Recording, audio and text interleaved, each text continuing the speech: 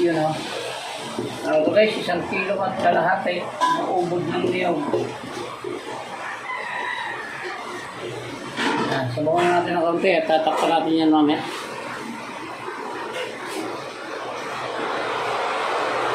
Ayun. Sama ng ulan. Mamaya natin lalagyan ng mga ricado yan guys. Tatakpan na natin.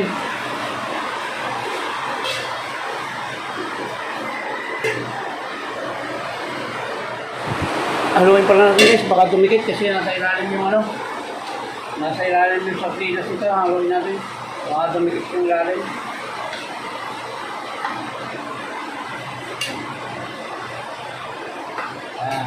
Lalagyan na rin natin ng asin para tumulak na rin sa loob.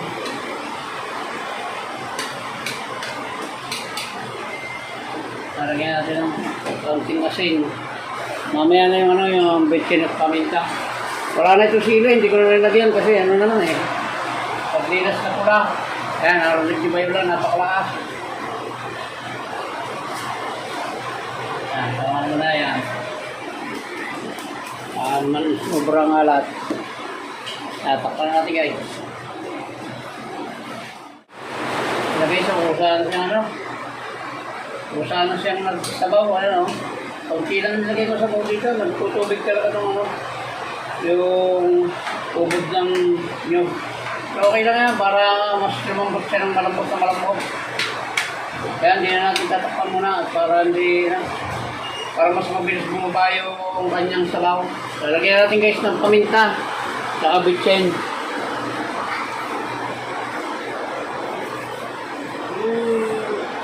Pagkakaunti na yung ano niyan, pagkakaunti na yung sabaw, doon natin ilalagay yung kanyang unang gata o kakang gata. Lagyan natin ng paminta at medyo tapang-tapang natin ng kaunti paminta. Yan. Tapos haluin natin ang konti. May asin na to guys, may asin na. Gata na lang, ilalagay natin dito. Tsaka may natira akong dahon ng sibuyas. Wala namang pagkagamitan nun, ay sasama ko na rin dito. Papatulong din sa sarap yun. Iyan o. Tikman ko lang yung alat kung tama lang.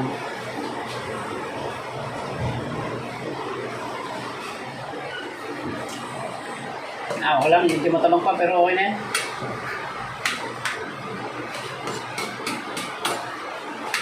Yan, ubod ng niyog. Binataang ubod ng niyog. Gaminon natin sa araw nito. At pagkayari yan guys ay magluluto tayo ng pritong tamban na katubang yan.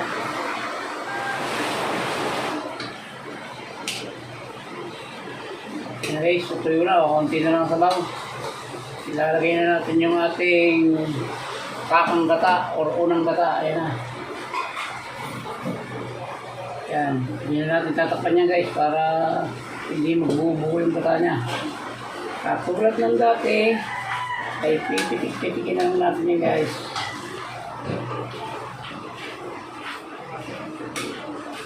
Para hindi dumikit.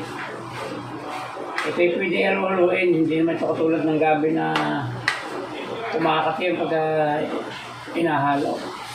Ito hindi naman ubod ng ano guys, ubod na nyo. May ano ako dyan, may secret na pagpalasa pa yung ano, talbos sa sibuyas. Mamaya natin yan guys. Mamaya natin lalagay pag malapit ng hanguin.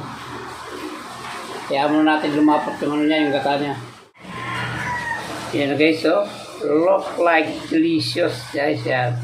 Masarap to guys, yung ubod ng nyug na to. Alang, siguruhin yung malambot yung mabibili nyo. Baka mamaya pwede nang gawin papag yung mabili nyo ubod. Yan guys, oh. Ganda na. Lalagyan natin maya yung ating talbos na sibuyas. Ngayon guys, malapit ng maluto ito. Ilalagyan natin itong ating secret na pampalasa. Yung talbos ng sibuyas. Iyon o. Ayan guys, ang ganda na ng ano niya. Pwede na ito.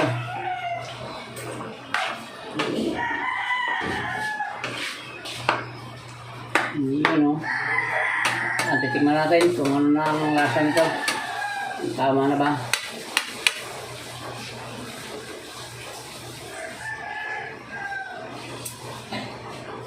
Tama-tama na yan na. Sarap.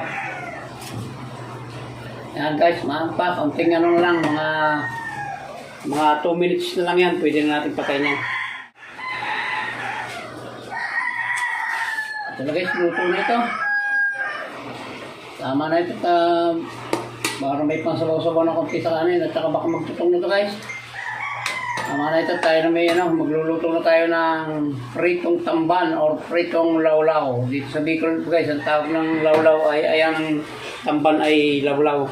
So yan, okay na guys. Tayo na may magpiprito na ng tamban. Piprito tayo ng tamban sa ating paboritong kawali. Ang kawaling pambenta kay Bustoyo. Paborito mo ito guys kasi hindi siya dumidikit. Marami kang kawali kaya lang iba dumidikit. Eh ito kahit na pambenta na ito kay Bustoyo, hindi ka mapapahiya rito. Tingnan nyo naman, nilagay ko hindi pa masyadong mainit pero hindi yan didikit. Kawaling Bustoyo ito guys.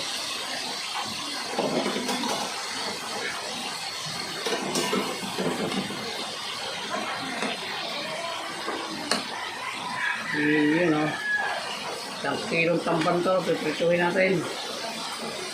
Okay.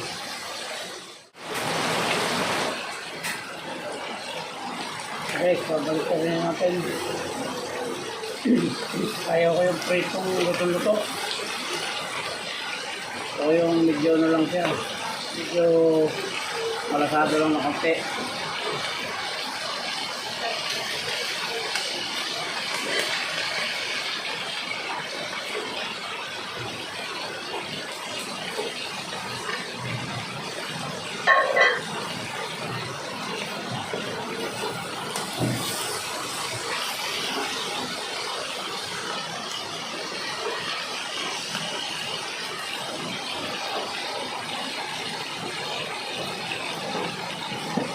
Ayan.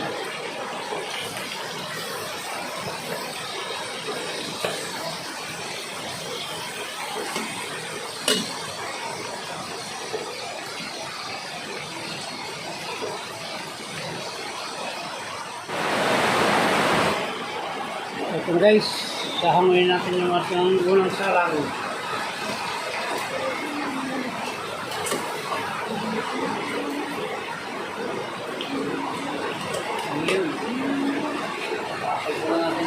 Ayan guys ha. Muli po ay maraming salamat sa inyo. Sa lahat po ng umabot sa tulong ng vlog na ito, nagpagluluto ng ginataang ubod ng niyog at pritong tamban. Ayan, hanggang dito na lang po guys. Hindi ko na po ipagkikita sa inyo yung ipiritong lahat to. Ito na may alam na yung prituhin.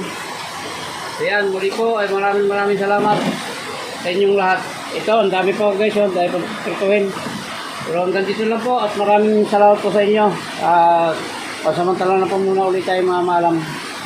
Hanggang dito lang po yung vlog na ito. Maraming salamat po at mabuhay kayo, mabuhay tayo lahat. Salamat po. I love you all.